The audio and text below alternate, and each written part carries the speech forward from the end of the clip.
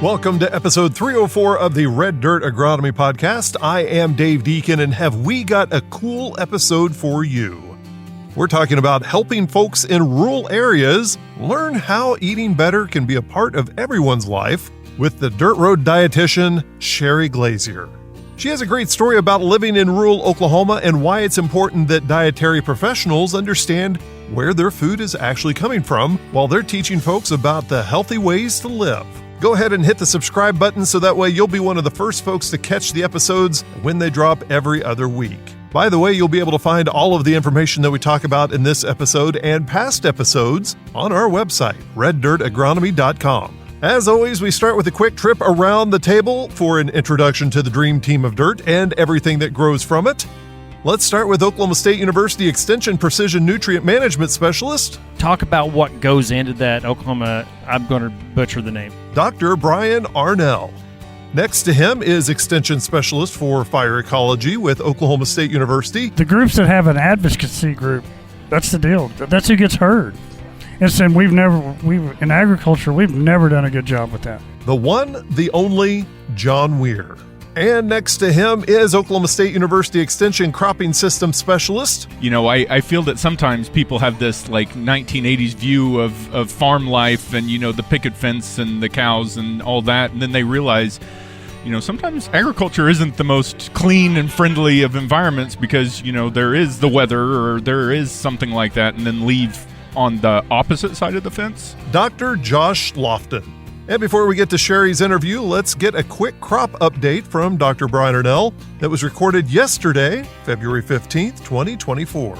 You are listening to the Red Dirt Agronomy Podcast.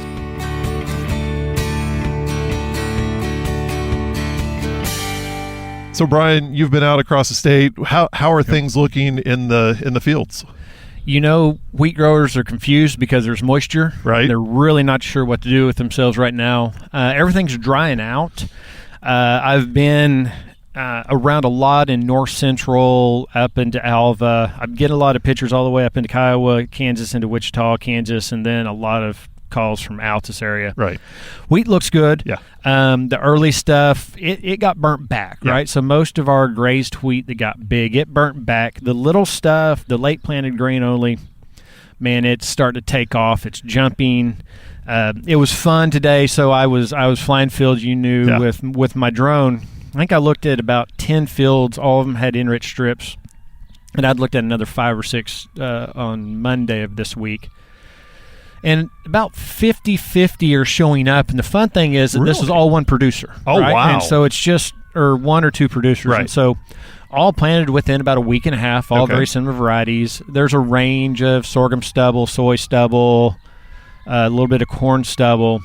But, you know, a third of the fields are just really, really nitrogen responsive. Yeah. Now, these farmers didn't put any pre-plant down, minus what was in drill. So Right. we've got a third of the fields that are ready, they're hungry, need nitrogen. A third of the fields, I couldn't find the strip to save me. Really? And then the other third, it's starting to show. Yeah. So in these fields, I mean, I was within 20, 30-mile range Yeah. in any direction. So it goes to show the variability in nitrogen demand, nitrogen carryover in soils. But overall, now's go time, right? So top dress is starting to go out, and I'll continue to say, depending on your situation, you can hold through hollow stem and play timing. There's those that need to start running for acres now. Right. Get a good rain, get it in. Seeing the same thing here and up north. A lot of the northern fields are not showing enriched strips that I've seen, but have really good growth and really good tillering. So trying to get them to hold back a little bit. One option a lot of the growers are doing right now is putting on a shot, and they have been for the last 15, 20 days, Right. about 20 to 40 pounds of nitrogen. Yeah. Getting a base down and wanting to see how the rest looks. What is fertilizer price? Yeah. Wheat price, wheat growth look. And so that's a really good option if you're wanting to be limited on input. Right. Is to kind of to play that game. Get some out there on those responsive fields. I would say if you've got little wheat right now, you can still get an enriched strip out if you're not ready to run nitrogen and look for that response let the field tell you what's going on. Was in a couple canola fields today. Okay. They look really good. We don't have a lot of acres, right? So limited acres, but the fields I was in made it beautifully through winter. Right. Starting to get green up. Yeah. Really good stands, and so those that went that I've seen, I'm expecting good out of those few fields. It's kind of a new thing to actually have moisture this time of year. Yep. I mean, I'm looking at the mesonet right now. We're standing here at the agronomy farm on the 15th of almost of January of February, and I'm looking at the mesonet, and at 4-inch fractional 1-day water index, I mean, it's green. It's close to full saturation on that, if I'm reading that correctly. And that, what does that mean for those producers who are making that decision, not knowing if we are going to get more rain? Because, I mean, from what I understand, we're turning from an El Nino into a La Nina, and that doesn't fare well for Oklahoma summers. No.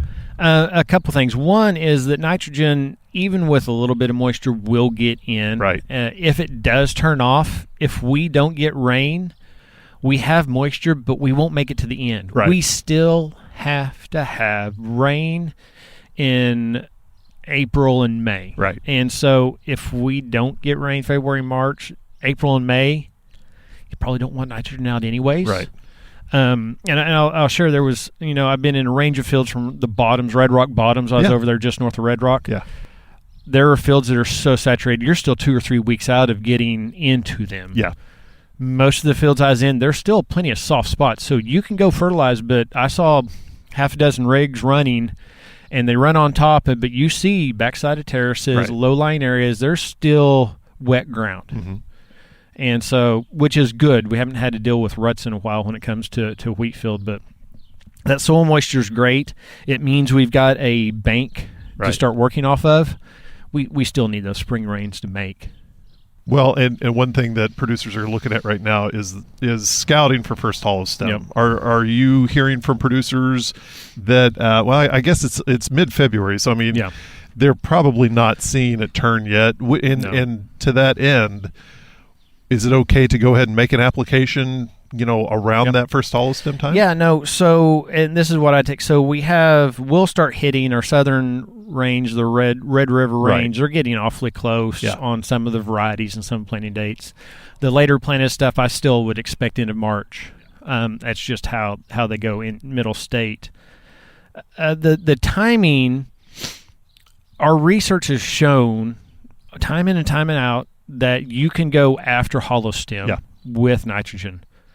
The caveat is, if you're after hollow stem, you will track up the field. Wherever you drive, you're going to leave tracks where you hurt the wheat. Damage the yield, 15, 20 years ago, that was a big deal. One, we had a lot more floaters. Yeah. Now we've got more sprayers. Right. Sprayers can cover more acres.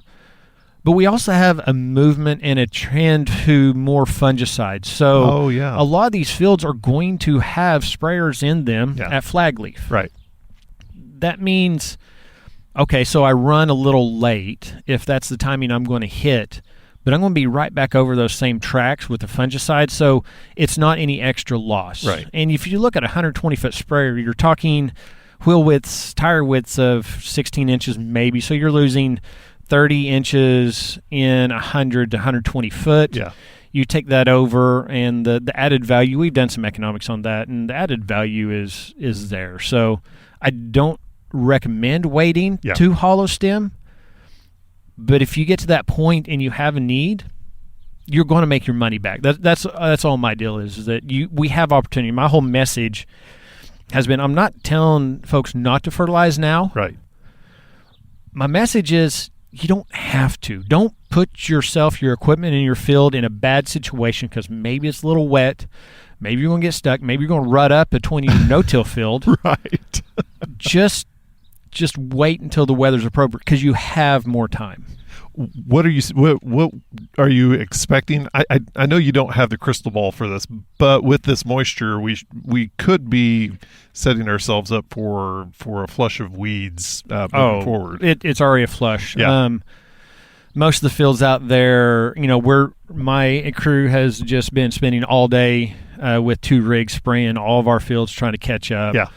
A lot of spray. There's a lot of bromes, a lot of grassy weeds. The henbit is doing phenomenal again this year. It's a good year for henbit. So there is, and I've had a lot of calls on mixing nitrogen with finesse, and that answer is look at the label. Right.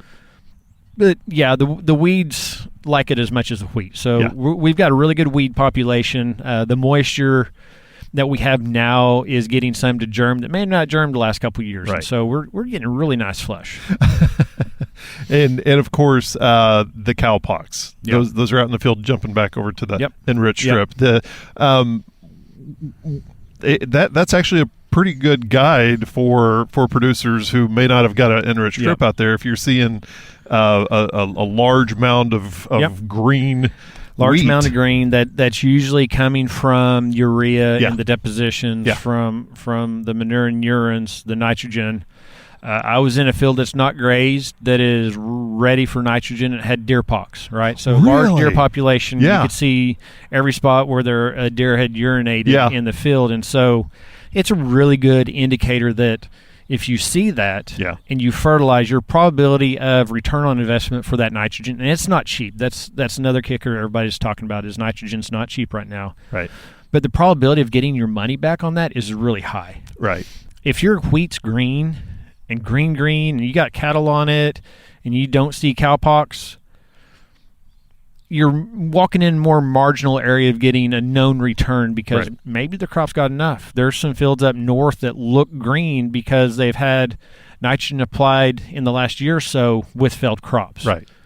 In one of our sorghum fields I was in today, really poor yields. I got called the guy up in Alva, another really poor yield of sorghum up there. Those fields look green. They look great. Well, the sorghum didn't use the nitrogen, so we didn't leach it either. We're still just trying to build our soil profile. So in those fields, got a good indicator that, maybe top it off if the weather keeps going. But right now they're doing okay.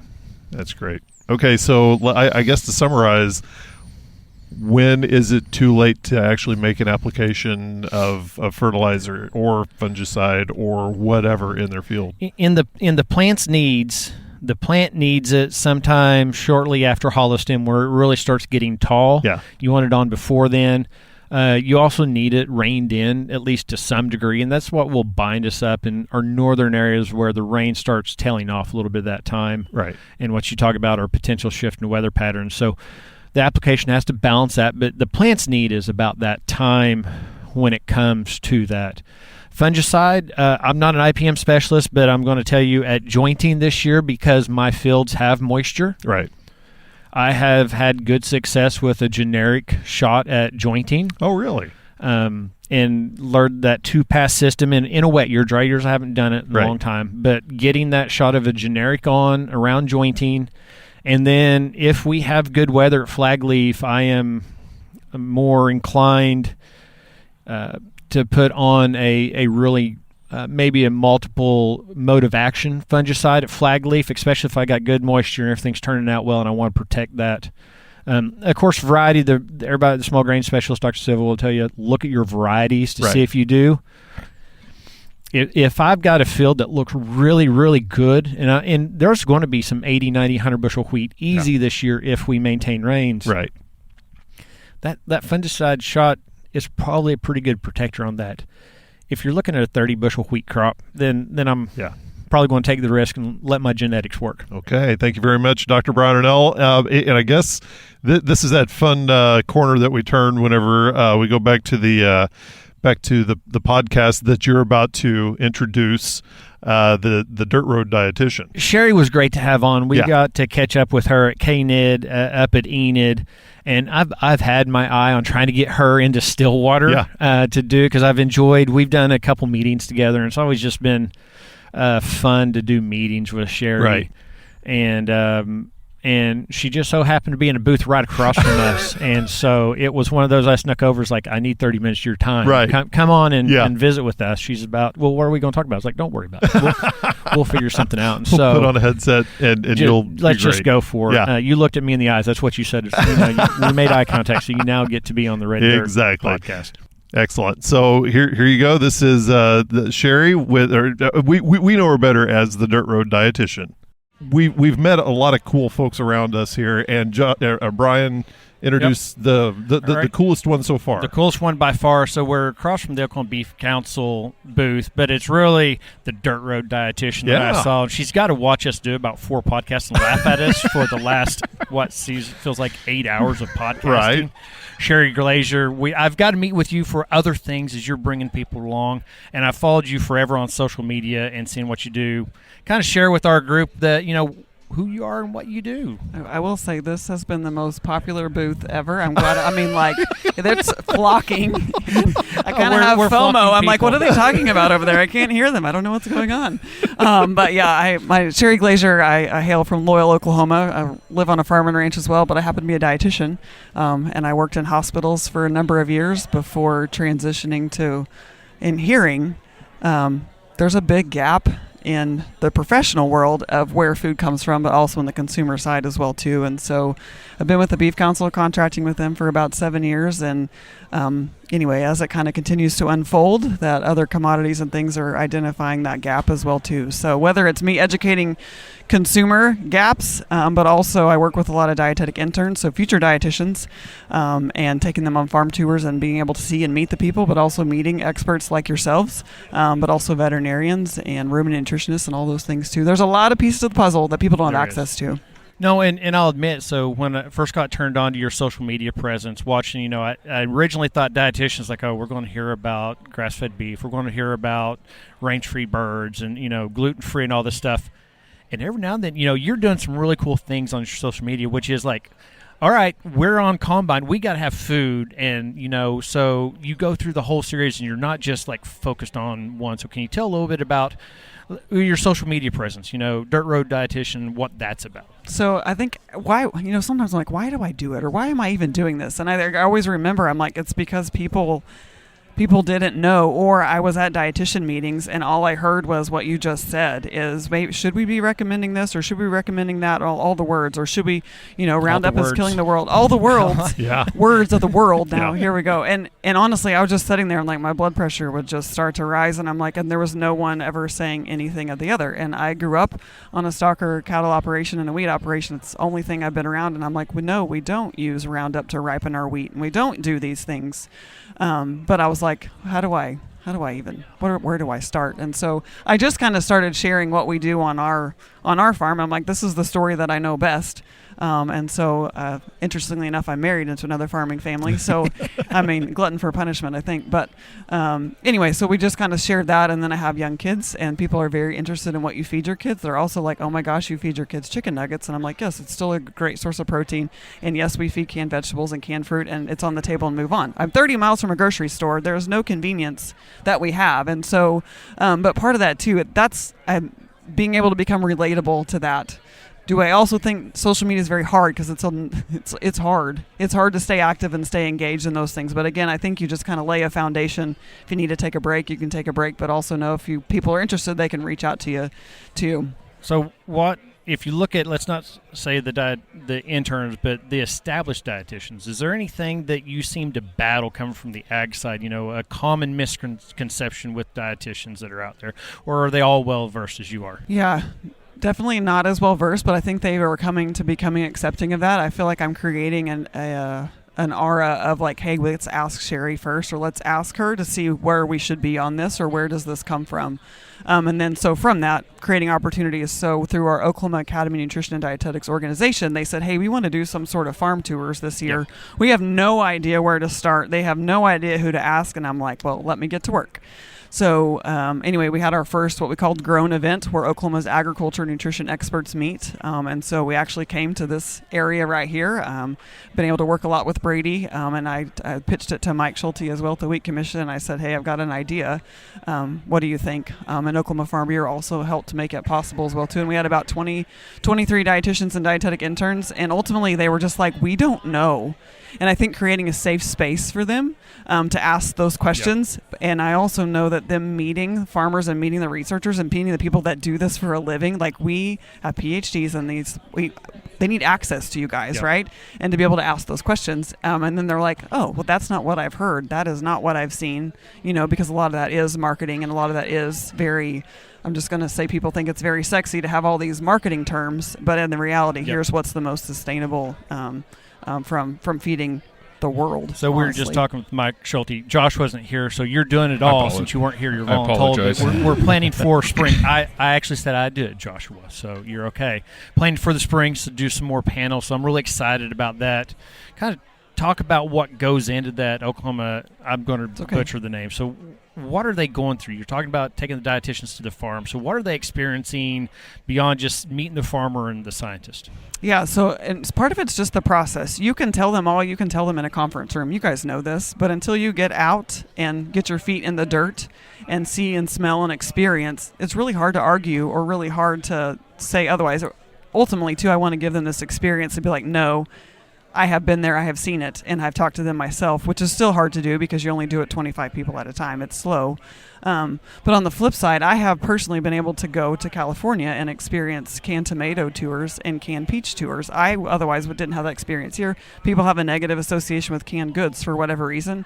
Literally, field to can in less than 6 hours from out there, and I'm like, you can't argue with that. And so again, for me, I got to experience that on the flip side as well too, outside of cattle and wheat country, and so I feel like I want to again continue that that environment, to put them in those environments.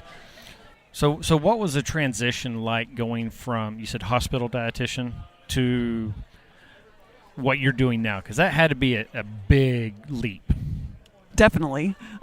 It also happened that a little bit. There was not like one day I'm this and one day I'm that. I had a lot of buffering ultimately in between because in the beginning it was just, hey, let's go to physician conferences and let's just be present and do some of those things. And then as we kind of move forward, Heather Buckmaster was like, we really want to work with these dietetic intern groups, and working in the hospital, we work with these internship groups because we have those students come through the hospitals too. So I took that knowledge that I had there and those connections there, and then that's where you just kind of keep going.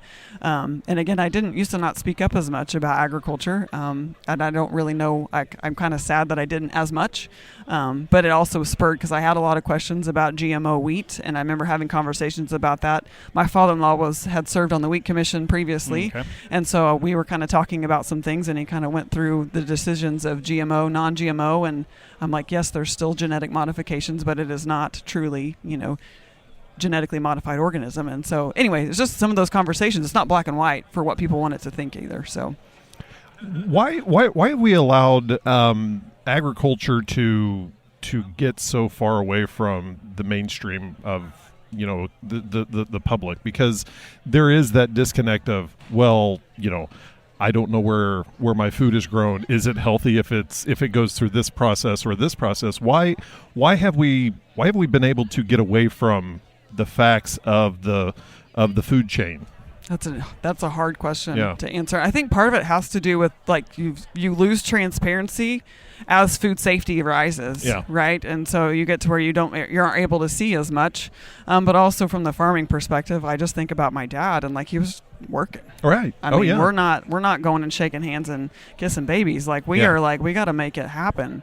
And I mean, I think that has to do with part of it. So now I guess the kids that love how they grew up we become listen, this is inaccurate. And I think social media, I really think back to what was life like before social media? A lot. It's good for a lot of things, but also, I mean, you have people that previously didn't have a voice and now have a very high pedestal that they can create for themselves. He's getting really stressed out about that. No, you're right. The groups that have an advocacy group, that's the deal. Yep. That's who gets heard. Yep. And in agriculture, we've never done a good job with that. Yep. And I was working on the most with beef checkoff, right? We were like, well, why don't you see this or why don't you see that? We see all the antis, and I just a lot of times, just asked to follow the money, and see what their core values are, and that's part of it too. But anyway, and that's why I still think checkoffs are just so important, because again, that's the direct connection that we can make to the people that we're ultimately serving, right? We're growing this food and raising it as safely as we know possible, to feed our neighbors and friends and the world. We feed our families the same thing that they do as well too. There's nothing hidden over here in a cubby that we get that you don't. That's whenever you take these people out on farm tours, how resistant to even doing that kind of thing were the dietitians? Or, I'm sure that because you have grown up on a farm and you actively are in that farming community, how resistant was it for growers to allow them to come and meet in that common ground? So the hard thing is finding people willing to let people come on their properties. It's a risk, and I fully recognize that risk because you just don't know. It takes one wrong picture, one wrong thing. We all know what happened to Fairlife and all of those things, and you get framed. And so I always recognize the amount of trust whenever I make a phone call and say, hey, would you be willing? And most of the time they see us, but I also totally understand when they're like, yeah, don't want to do that. And as far as inviting them, the interesting thing is kind of what I've learned is I would love to get to where we've created a sought after events and sought after reputation that they want to come and aren't required to come. So there's some groups that we have that they're required, and there's always an initial barrier that I have because I am with whichever commodity I am with. They think we are, here to big beef or big wheat or whatever that is, factory farming. And so you kind of have to overcome that. But if it's an event where it is invitation, or if it is like, hey, you can want to sign up, and those are the people that we really want, right? Like they're like, I'm interested in learning. And also we've created a reputation that, hey, they have really, really great agriculture in Oklahoma, has really, really great programs. That's the way I look at it, is it's all of us that I want to go learn from them. Do a lot of those people that come out on those tours and do that, do you see them, do they get that aha moment where it's like, it busts everything that I've ever thought? Yeah, and sometimes I think it's hard for them, especially on this last Grown Tour that we did.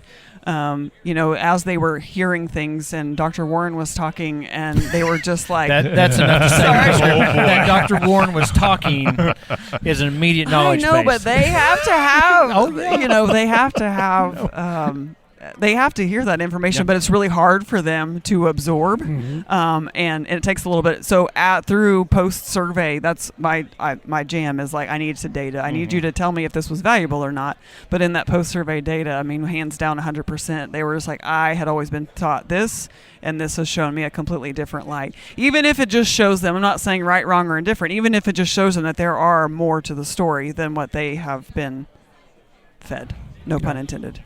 So Jason will do that. There's more to Jason's story with all his stories. And Jason feeding information is scary and awesome at the same time. It's beautiful. So, and I'll be honest, that day was pretty chilly, right? That day that we had was chilly, and I was a little bit nervous because it was like 60 degrees the day before, and the next day was really cold, but they were all in. And so people worry about that too. Like, sure, you have a tour plan. What's about the weather? And I'm like, the weather is the weather. Yeah. Like, just like we're enduring right now, it's going to be, negative degrees in a few days. And I mean, we move on. We don't hole up in our house and say good luck to our cows. So have you ever got the inverse to where you had somebody come in somewhat positive and then leave? I feel that sometimes people have this like 1980s view of farm life and, the picket fence and the cows and all that. And then they realize, sometimes agriculture isn't the most clean and friendly of environments because, there is the weather or there is something like that, and then leave on the opposite side of the fence. I don't know that I've experienced that explicitly, but I think they do have had, most of them are 2 to 3 generations removed, right? And so what they have experienced is in the eyes of a grandchild, in the eyes of a young child, which is very different than those when you're a grown adult or having to manage and things. So it may not be so much of a negative thought, but more of like putting themselves in that person's shoes. In the managing and decision making. Yeah, I go back to, me and Beatrix, we were working with a grower out in Louisiana, and they were cutting cane, and they were dumping it on the ground, and it was this big old wad of cane out there, and Beatrix snapped a photo and put it on Facebook of like, this will be on your table in 6 months. And that did not go as promising as it was there, because people are like, what do you mean? Like, yeah, this is sometimes agriculture isn't the most friendly environment, if you will. I will say, now that you say this, is like, I was like going back through the Rolodex, right? If anybody knows what a Rolodex is anymore. But this group does. I'm in good company.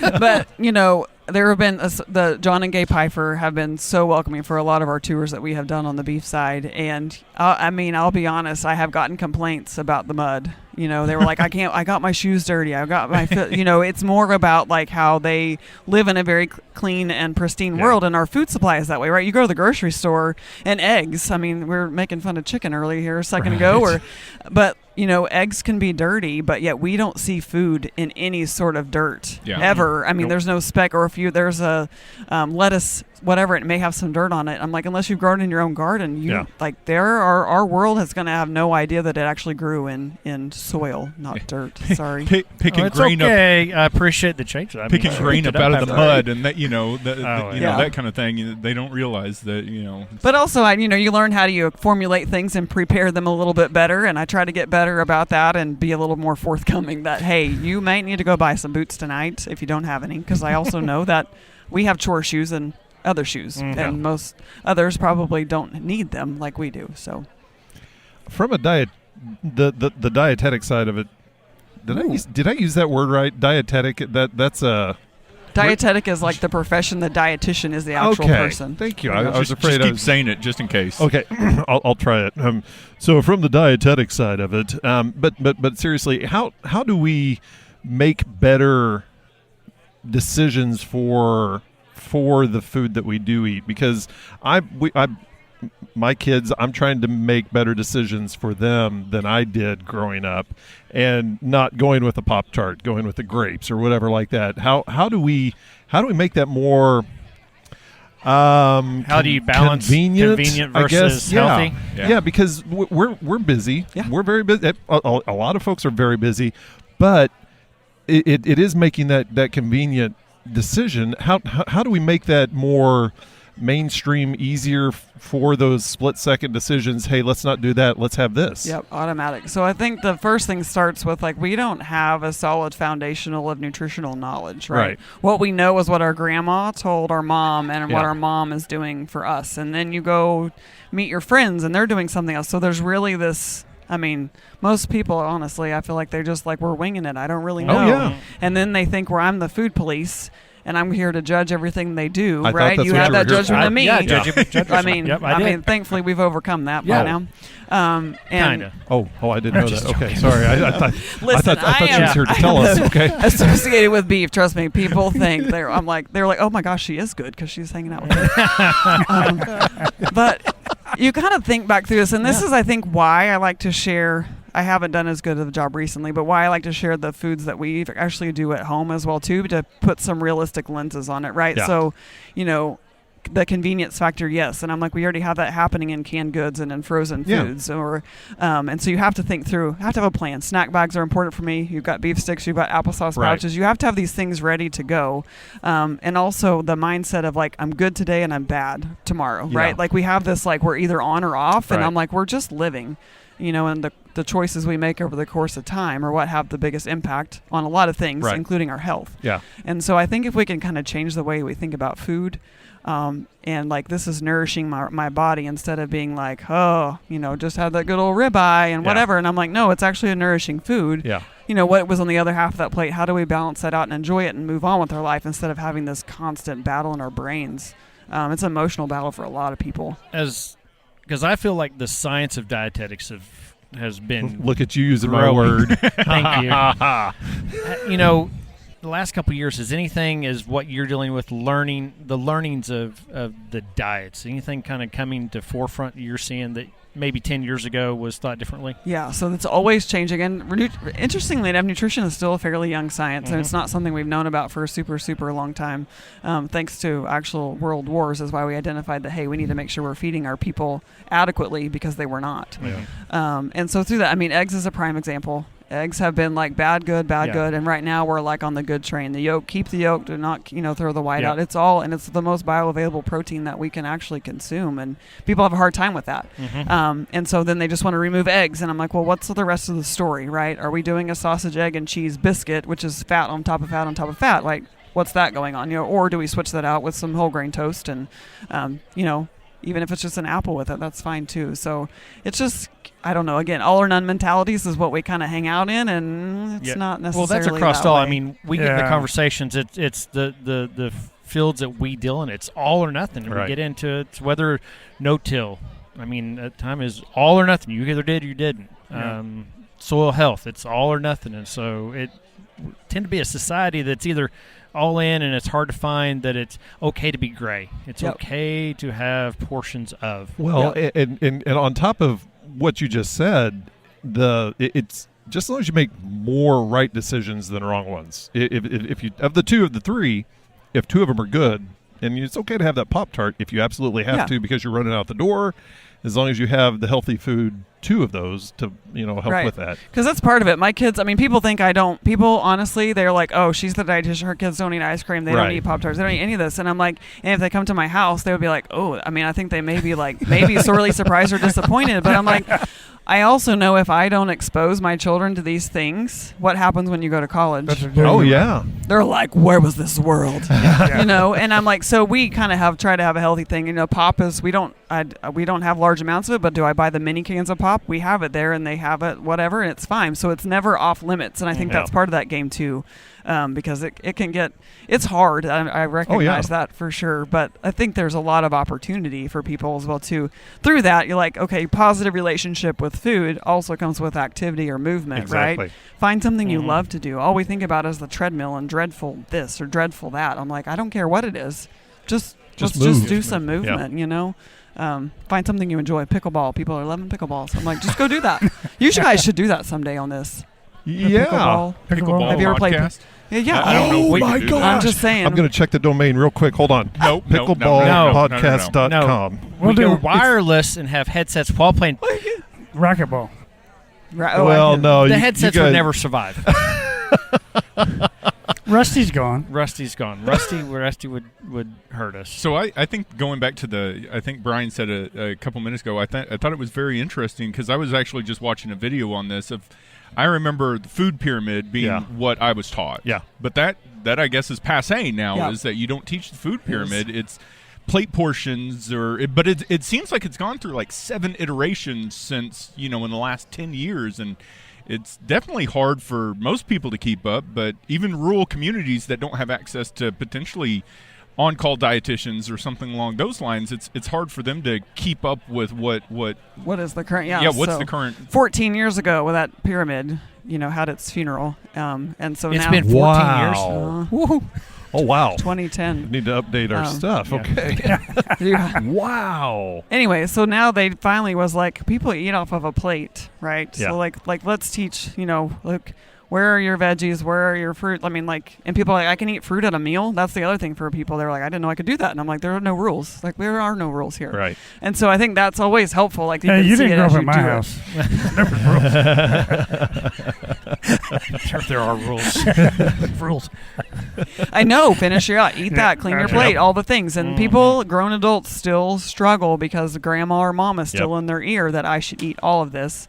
And we were babies when we were full. We stopped eating, and then we totally overrule that all the time. Well, now, I and think that's nature we're in. Those were different times. I mean, the Depression, you ate everything that you had because, and sizes may have been smaller, but yeah, I mean, because that's what we had access Right. to, and if not, you won't Yeah. eat. And so, thankfully, we have much more food Yes. secure now. And also, that's thankful to agriculture, right? I mean, that all goes back to that too. So, it's a very interesting world that I live in. But I also feel like I live in a world of nutrition is very controversial a lot of times, but also agriculture is very controversial, as you guys well know. Oh, so yeah. I'm like, what am I doing to myself? What is happening here? There's no stress at all. So- Okay.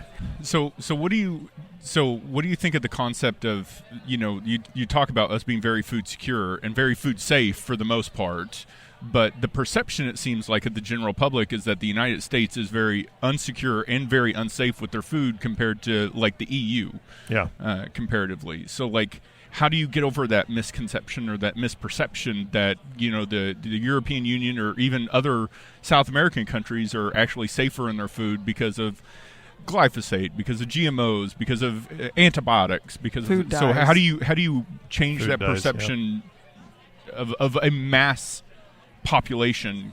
You can do it 25 at a time, But how do you start changing that misconception that our food is very unsafe and unsecure in the United States, which might have the safest and most secure food supply in the world? I think that's the ticket of it. I think that we haven't had a food crisis to let them to be identified of how safe and secure we are. Do we want that? We don't. But the more privilege we get, the more demanding we have become, right? So organic used to be the bougie thing. That's what I was. And now the next level is now you're Regen. What'd you say? Regen. Yes. Regenerative. All the raising claims, and now, I'm going to get this from a regenerative farm. Yeah. You know, so now organic has now become attainable for people, and that equates to some people's minds as organic. Organic is more safe, and then we also know that that's not the case. So, do I have an answer directly to how do we solve this massive crisis in my profession? I asked Blaine Arthur the same thing, and she didn't give me an answer either. Well, I'm glad I'm in good company. It's probably the podcast. They don't want to break it on this podcast. yes, That's we're what it is. I'm trying to get hot, hot takes. world-breaking information. But it is hard whenever you have these other countries that have these standards that now make you feel like, even if it's non-hormone treated cattle, now they feel like that is a safer thing when we know there is definite science that says this is a very good thing if we want to choose to use this technology, but yet, how come they don't do it? So it must be better. So it's like the lack thereof makes people have this sense of security, and I don't know the answer. Well, I think that's a good comment, because I think everybody sees FDA recalls as a bad thing. It's 100%. no, that's a good thing, because any country that doesn't have recalls, you start wondering if we have this many, it's not that they're better, it's just not that they're catching it. So then from that becomes the conversation of food waste, right? So then they're like, well, then all they see is oh my gosh, 100,000 pounds of ground beef's been recalled. Where does that go? Nobody's eating it, right? It's not going, it's going to waste. And that's hard for a lot of people, but yet how many people would it have killed? Yep. Yeah. And that anyway. So I think, again, just headlines, and then you got to read further, but we're not reading past the headlines. Yeah, nobody reads past the headlines. Very few. So Why? Well, and you kind of answered this already, but we have that picture of that Angus cow, and that's what we want. Oh wait, you mean it was fed this? Oh wait, it may have had this hormone or whatever. Oh wait, it does this. How do we get that to be the norm? It's okay to have those in there. Taking the education to the next level. How do we do that? So I think understanding the mechanism of action. What's the purpose of it, right? So we've learned too that if we say antibiotic and hormone free, to the general population, they think those are connected, that they're married, exactly, and they're two separate. Yeah. They're two separate purposes, and so I think we have to remember that too. The antibiotic situation. That's what I hear a lot. That people get really unnerved about that as well too, which we also know the beef industry is doing. I mean, you cannot have antibiotic residue in beef, but they're still on the label. So if it's not on the label, then I don't know, and so it still could have it in there, and that could be unsafe for my kids. However, this is the most affordable, so I'm still going to buy it anyways, and so then the confidence is not necessarily there. And one thing to remember is the FDA. All of those quality checks that are built into, getting a food approved, they're there, and they said that it's safe. Yep. So that's one thing I have to consciously think of is the FDA said it's okay. This is a good food. They're not going to allow something that is going to be harmful to our population. Right. That they know of. Trans fat's a great example, Yeah. right? So it was, and then we were not recognized as safe, and it's gone, and now it's like how do I need to check this? And I'm like, you don't need to check it anymore. It's not, it's not going to be, unless it's a supplement. Supplements are not regulated. Right. That's true. Wow. I could go into labeling, but I don't Let's think we not. want to keep going. Let's let her get. You want to plug any of your media outlets, anything that you're doing? Plug and. Yeah. So you can find me on dirtroaddietitian.com is my main website, and then Instagram and Facebook as well too. Dirt Road Dietitian is DIETITIAN. Ah, okay.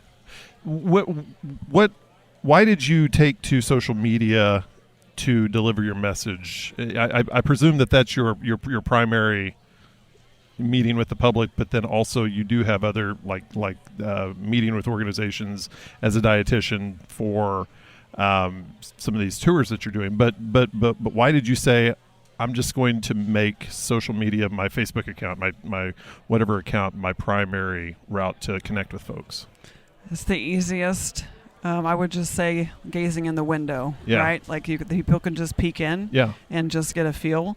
And then decide whether or not that you are making accurate recommendations and safe choices, and then that has become that. So social media, if you didn't know this, it doesn't pay at all. Right.